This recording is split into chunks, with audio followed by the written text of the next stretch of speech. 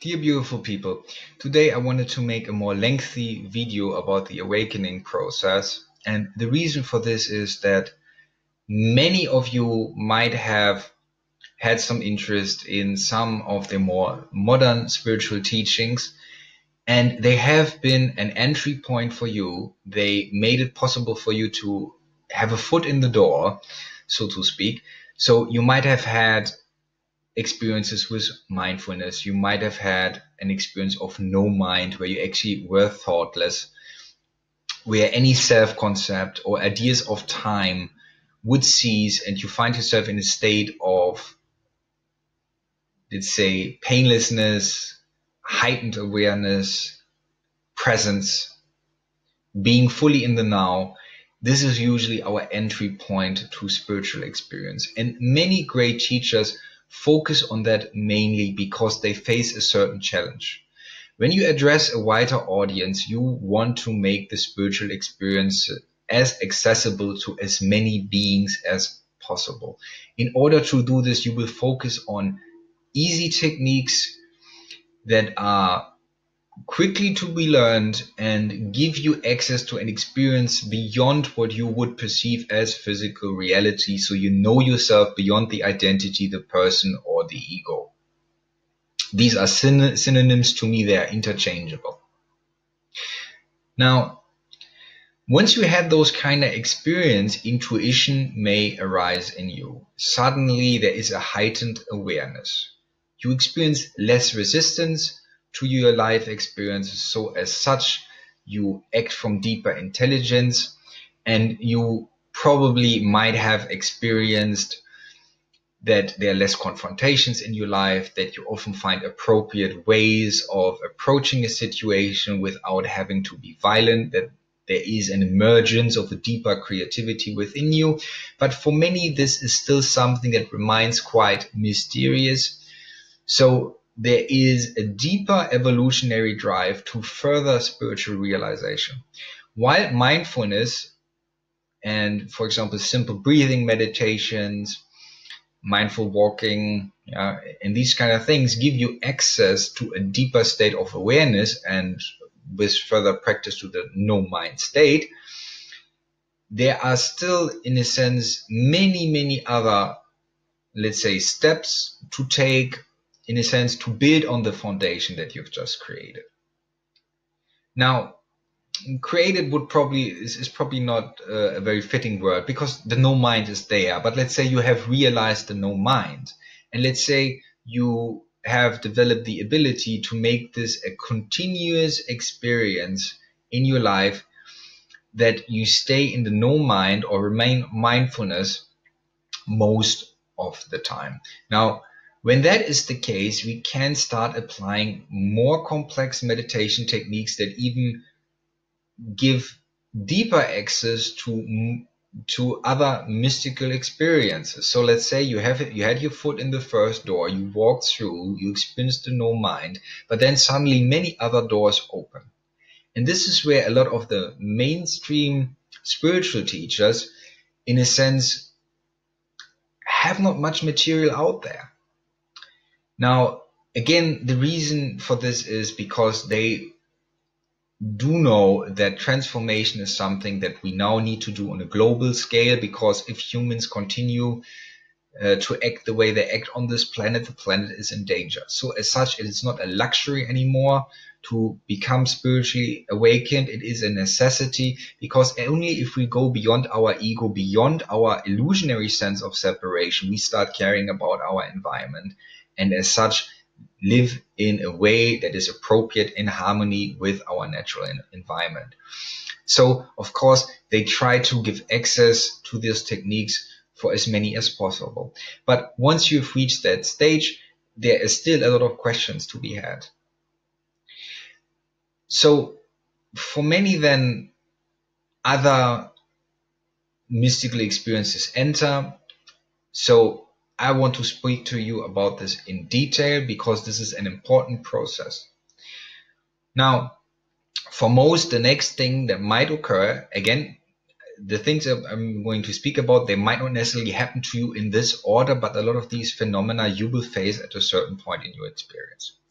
So let's say for many, the next thing that might occur is the third eye activation. I made a video on third eye activation, so if you want to know how to do it, check this video out and see if the technique works for you. But the thing with the third eye is a little bit like this. Imagine you're going on a beach and you're not using sun cream. Well, what's going to happen? You're going to burn your skin. But this means UV light exists. You yourself are not able to see UV light, but you still know it is there because you got sunburn. But the thing is, when you activate the third eye, you have added a layer of perception. You have added a layer of frequency that you can now receive. Of course, this frequency is already out there, just now the channel has then been opened. So then we start experiencing phenomena that are beyond physical experience. For example, some people see energy field, aura, some people see vibrations. Others can see that, for example, space-time morphs and bends when they sit in meditation and the third eye is activated. Now, the third eye is a very useful organ. Now, the reason for this is that we can turn it outwards, then we witness the phenomena that I just described, or we can turn it inwards. We can activate the third eye and sit in meditation. For example, close our eyes. It's even better if you sit in darkness.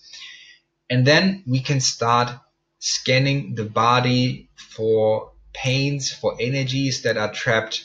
And with this increased awareness, with this increased perception, we often can find conditioned emotions, trauma, memories that we can now integrate into our awareness.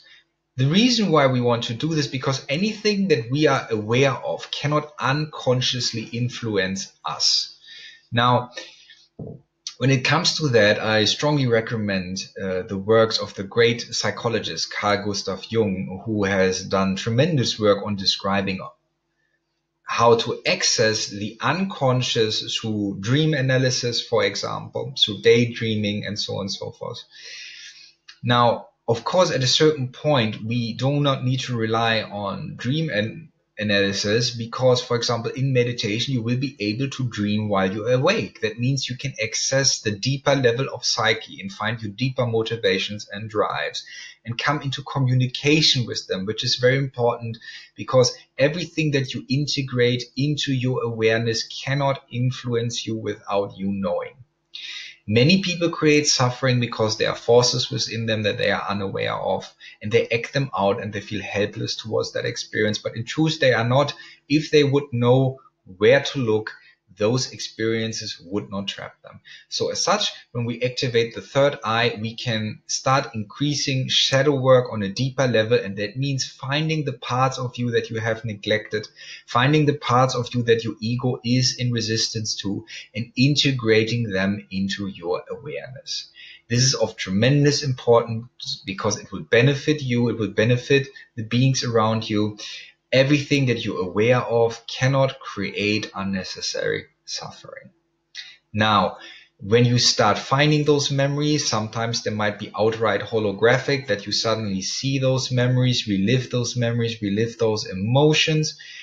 It is important then, when faced with the shadow, that we have a loving attitude, because we might see things that are traumatic, that we see violence that has been done to us, maybe in current life experience or past life experience, or we see us committing violence towards others.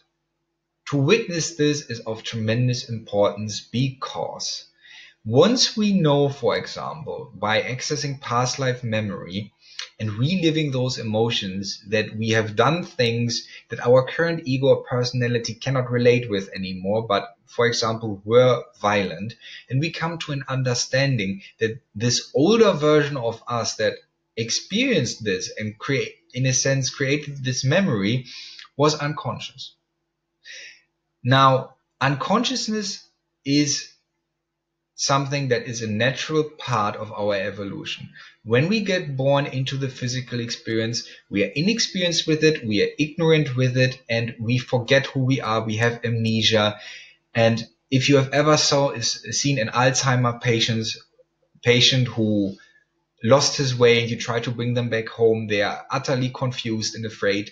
Now, when you don't know who you are, you start drawing identity from the physical experience. So suddenly you think you are a body. Suddenly you think you have a certain state in society, and suddenly you want to defend it. Your survival drive kicks in. And through this confusion arises fear, and through this fear arises violence. And a lot of things have been committed because of this.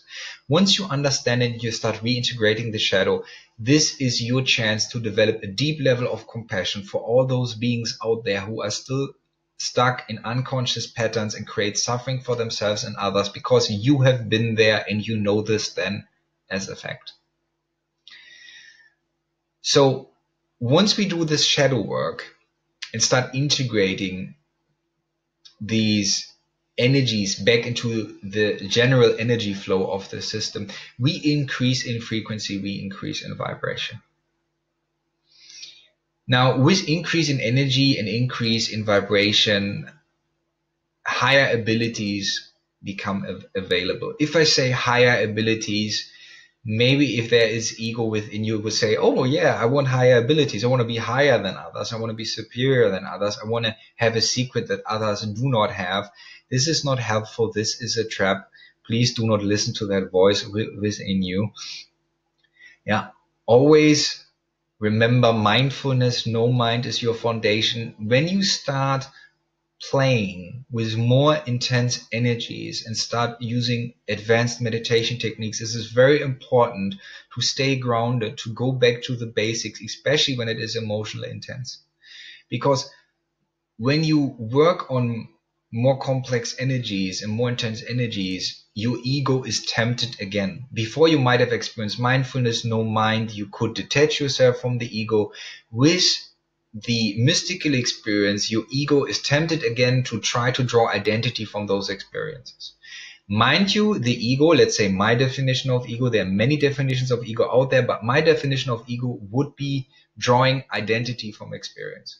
So for example, someone who identifies over their material possessions, yeah, or their relationships, they would say my house, my wife, my island, whatever. But it's basically they've created extensions of the ego. They've created extensions of the self-concept, yeah, by drawing identity from objects, from experiences. And of course, this leads to suffering, because any experience that you have is impermanent.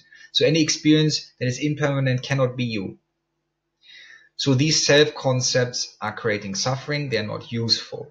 So once you start having mystical experience, the ego will tell you, oh, you're suddenly a mystic. Oh, you're a great meditation practitioner, and so on and so on and so forth. I would suggest not to get tempted by that. Then to work on the basics again. Once your mind is calm, you start going back into mystical exercises like the third eye experience. Now, at a certain point, what will be available to you once you have dissolved most of the pain, at least in your physical body and in your psyche, then the Kundalini will be a viable option to further start enhancing your abilities. And that means starting to modify the body, starting to modify the nervous system. This is a highly energetic process. It is a very exhausting. It is emotionally, psychologically, tremendously challenging. I would not recommend anyone to start with Kundalini practice before they're not very well established in no mind, and before they haven't dealt with most of their psychological issues, for example, by doing psychotherapy or some form of integration process, so they're conscious of most of the inner hang-ups, if you will, so they can face more intense energies. Because otherwise you're not prepared. Now, we can start doing the Kundalini when we start meditating on the, let's say, a spot that is roughly 1 or 2 centimeters above the tailbone. This might differ for different people, but the exercise as such is not complicated. If you sit down and close your eyes, it might even be more useful to do this in darkness. You can start meditating on the spot above the tailbone, and every time you breathe out, you then focus on the tailbone. Yeah, you breathe in, You stay with the breath, and when you breathe out, you shift your awareness on the tailbone. That means you move the energy of the out breath into the tailbone. If you do this for a while, it will start tingling, itching, and with further practice, you can actually feel heat. Of course, it's not really hot, but you experience it as heat because there's a certain energy developing, and it will start moving up your spine.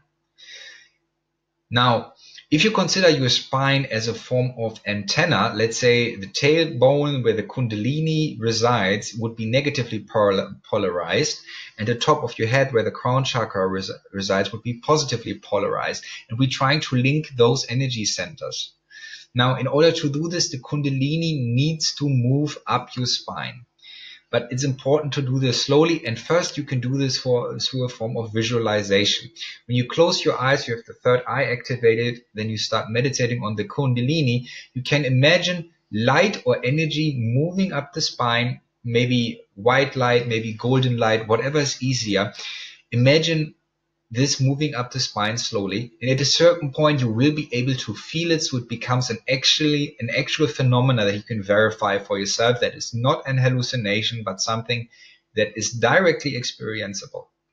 Now, once you can feel that energy, you can consciously move it up the spine, and this will be very, very exhausting because the Kundalini energy, which we could call prana, or let's say the Taoists would call it chi, the Japanese Zen Buddhists would call it ki, will start moving through the nervous system and will start removing blockages, limitations that in a sense keep your energy trapped.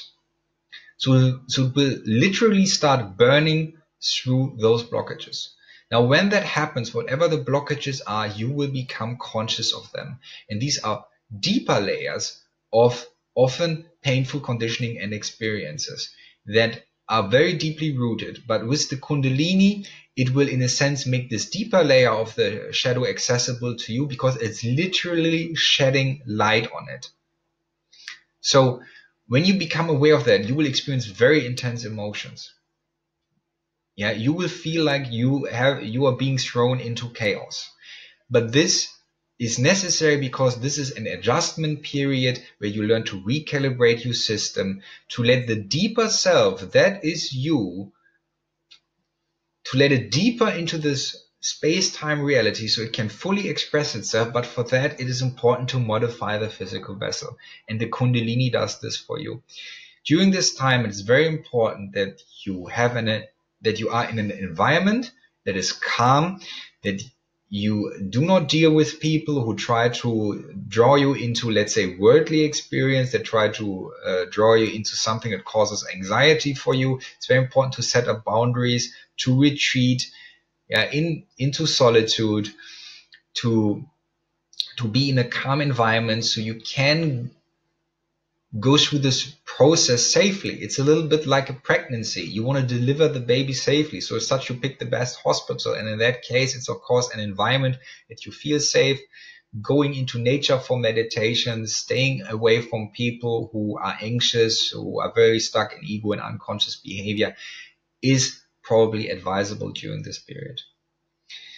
Now, once you start also integrating those energies into you, then the Kundalini can start flowing freely. More energy in your body can start flowing freely. And at a certain point, once the Kundalini reaches the neck, the back of the head, and at a certain point, the crown chakra, further abilities will be available to you. When the third eye and the crown chakra are activated in unison, psychic abilities might arise. This might differ for many people because we are differently talented. We have accumulated a lot of knowledge over a lot of time that our ego cannot even grasp or imagine.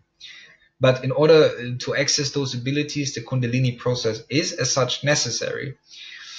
Now, once you start having profound mystical experience, again, the ego dangers arises. If you have mystical visions, if you see content where deep layers of knowledge are revealed to you, try not to feel special about it. This is a process many beings that start awakening go through. It does not make you special. It makes you more aware. That is right. But if you have a desire to feel superior, if you have a desire to be better than others, if you have a desire that, to, let's say, have a unique experience that no one else has, then you start separating yourself again, then you fall into the ego trap, you create identity for yourself, you create a self-concept, and this does not serve you or others. This will create more suffering for you.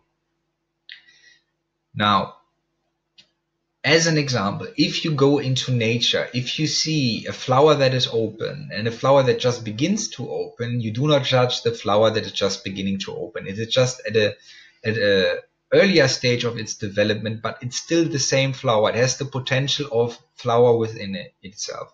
We all have the potential of becoming a Buddha within ourselves. We all have the potential of the lotus opening. But of course, our pacing is different. We do it at different times. We have different levels of experiences. This makes none of us better than another. Yeah, a half-grown tree is not less than a full-grown tree. Yeah, it has the potential of full-grown tree within itself. So do not judge those that, let's say, are dealing with, let's say, issues of the ego, because this is their current playing field that makes perfect sense for them. And as such, allow it and do not develop a sense of superiority. Because the more you deal with the mystical experience, the greater the temptation becomes. So the more you exercise humbleness, the less you listen to the voice of the ego, the more you start then again emphasizing mindfulness practice.